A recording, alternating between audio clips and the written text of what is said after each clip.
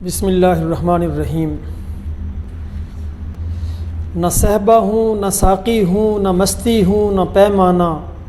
میں اس مے خانہ ہستی میں ہر شے کی حقیقت ہوں۔ قابل احترام احباب، میری جانب سے یونائٹڈ پاکستان کے ورکنگ بیورو کی جانب سے تمام اہل وطن کو اور تمام دنیا انسانیت کو عید الفطر مبارک۔ عید کا یہ تہوار جو ہمارے ہاں منایا جاتا ہے، مذہبی تہوار جو تاریخی عمل سے گزر کر آج ایک ثقافتی شکل میں ڈھل چکا ہے، اس خوشی کے موقع پر ضرورت اس امر کی ہے کہ ہم اس پہلو پر بھی غور کریں کہ یہ جو جشن ہے، یہ جو خوشی ہے، اس کے پس منظر میں کیا چیز ہے۔ ایک مہینے کے روزے رکھنے کے بعد یہ تہوار کیوں دیا گیا ہے، یہ جشن کیوں منایا جاتا ہے؟ تو جب ہم روزے کے فلسفے کے اوپر غور کریں گے تو ہمیں اس جشن کی حقیقت کا بھی پتہ چل جائے گا۔ روزے کے حوالے سے کتاب اللہ میں اللہ تعالیٰ فرماتے ہیں کہ کتب علیکم الصیام کما کتب علی الذین من قبلکم لعلکم تتقون، روزہ تم پر فرض کیا گیا ہے جیسے تم سے پہلی امتوں پر فرض کیا گیا تھا۔ کیوں؟ لعلکم تتقون، تاکہ تمہارے اندر تقوی پیدا ہو۔ گویا کہ روزے کا بنیادی مقصد کیا ہے؟ تقوی۔ اور تقوی کیا ہے؟ شاہ عبد القادر جیلانی رحمۃ اللہ علیہ فرماتے ہیں کہ تقوی بنیادی طور پر ظلم کو پہچاننے کا ملکہ ہے، کہ ظلم کو پہچاننا اور پھر اس کے خلاف مزاحمت کرنا، اس کو مٹانے کے لیے جد و جہد کرنا، عدل کو غالب کرنے کے لیے جد و جہد کرنا، یہ تقوی ہے۔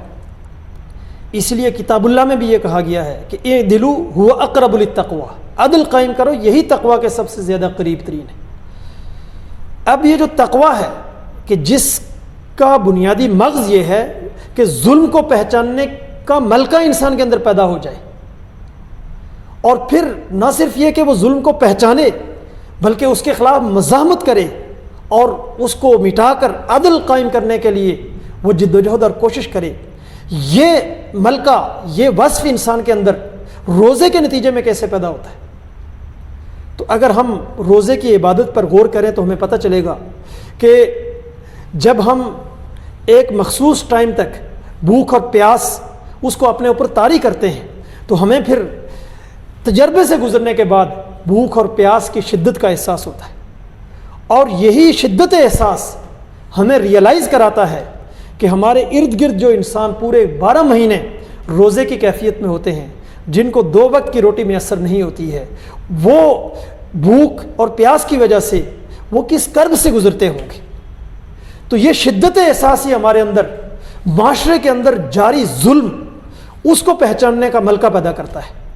کہ یہ جو لوگ جن کو 2 وقت کی روٹی نہیں ملتی، جو غربت کا شکار ہیں، جو افلاس کا شکار ہیں، ان کی روٹی، ان کا لقمہ، ان کا نوالہ کس نے چھینا ہے؟ وہ اس سسٹم نے چھینا ہے، سرمایہ داری نظام نے، طبقاتی نظام نے، جو ایکسپلائٹیشن پر مبنی ہے۔ تو گویا کہ یہ عبادت، یہ عمل، یہ رسم جب ہم تجربے سے گزرتے ہیں اس کے دوران تو ہمارے اندر یہ شدت احساس یہ پیدا کرتی ہے کہ ہم معاشرے کے اندر جو غربت، افلاس ہے، اس کی تہوں کے اندر جو سسٹم کی ظلم کی کار فرمائی ہے، نظام ظلم کی کار فرمائی ہے، اس کو ہم پہچان سکیں، اور پہچان کر پھر اس کے خلاف مزاحمت کے لیے آمادہ ہوں کہ بھوک، ہم مخصوص وقت تک سیر حاصل، سحری اور افطاری کے باوجود ہم بھوک اور پیاس برداشت نہیں کر سکتے، تو جو انسان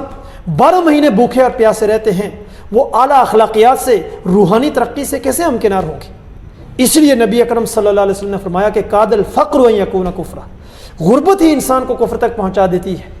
جو سب سے بڑی بد اخلاقی ہے۔ تو غربت جو ہے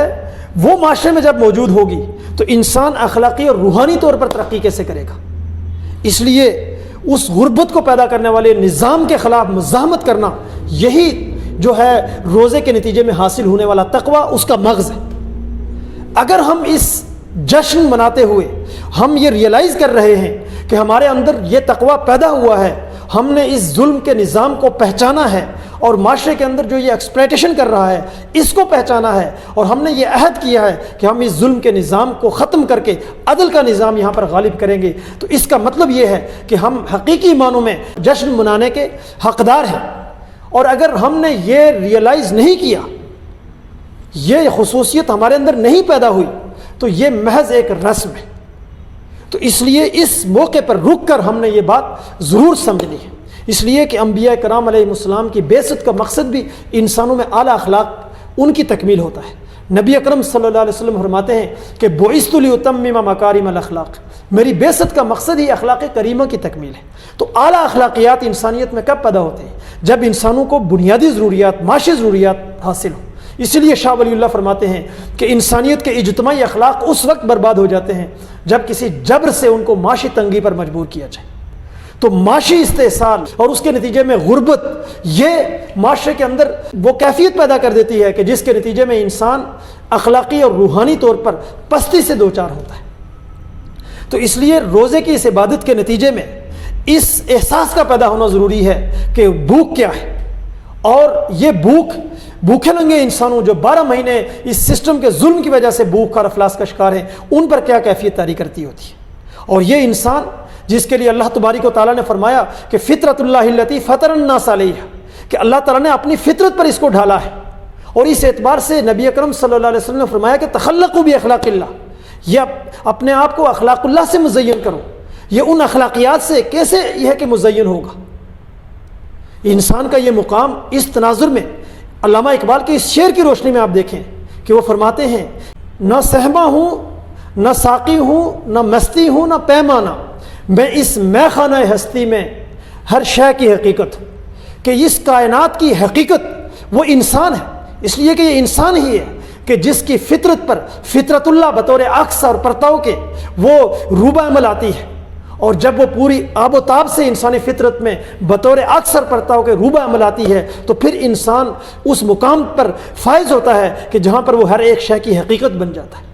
تو اس بلند مقام پر جہاں انسان اعلیٰ ترین اخلاقیات ان سے ہمکنار ہو جائے، ان سے متصف ہو جائے، اس مقام سے ہمکنار ہونے کے لیے ضروری ہے کہ ہم اس روزے اور اس عبادت کے فلسفے کو سمجھیں، اور یہ عید الفطر کا جو جشن ہم منا رہے ہیں، یہ جشن مناتے ہوئے ہم یہ ہے کہ اس کا ادراک کریں کہ اس کے پیچھے جو مقاصد تھے وہ ہم نے حاصل کیے ہیں یا نہیں کیے۔ یونائٹڈ پاکستان سرزمین پاکستان میں شاہ ولی اللہ کے فلسفے اور فکر کی بنیاد پر اسی بنیادی صلاحیت کی حامل وہ اجتماعیت ہے کہ جو یہ پہچانتی ہے کہ معاشرے کے اندر ظلم کیا ہے، اس ظلم کو پیدا کرنے والی طاقت کون سی ہے، اور اس کا متبادل کیا ہے۔ تو شاہ ولی اللہ کے فلسفے اور فکر کی بنیاد پر یونائٹڈ پاکستان کا جو نصب العین ہے وہ یہی ہے کہ پاکستان کی سرزمین سے اس سرمایہ نظام کو، امریکی سامراجی غلبے کو، جو پاکستان میں غربت، جہالت، افلاس، بھوک، ننگ اور یہ ہے کہ ہر طرح کی سماجی برائی اس کی بنیاد ہے، اس کو بے خوف ان سے اکھاڑ کر ان فطرت انسانیہ کے بے کنار تقاضوں کی بنیاد پر، تمام مذاہب کی مشترکہ سچائیوں کی بنیاد کے اوپر انسانیت کے اندر ایک نیا سماجی نظام قائم کیا جائے، اور اس کے ذریعے سے پھر انسانیت کی ہمہ گیر ترقی اس کو یقینی بنایا جائے، جہاں کوئی انسان بھوکا نہ ہو، کوئی ننگا نہ ہو، کوئی مفلس نہ ہو، اور کوئی جہالت سے ہمکنار نہ ہو۔ تو اس عظیم الشان سماج کی تشکیل کے لیے بطور قوت محرکہ ہماری یہ عبادت بروئے کار آنی چاہیے، اور اس جشن کے موقع پر ہمیں یہ عہد کرنا چاہیے کہ ہم معاشرے کے اندر ظلم کو پہچان کر اس ظلم کا باعث بننے والے نظام اور سسٹم اس کو بے خوبن سے اکھاڑ کر انسانیت کو ترقی سے ہمکنار کرنے والے عدل کا نظام غالب کریں گے۔ شکریہ۔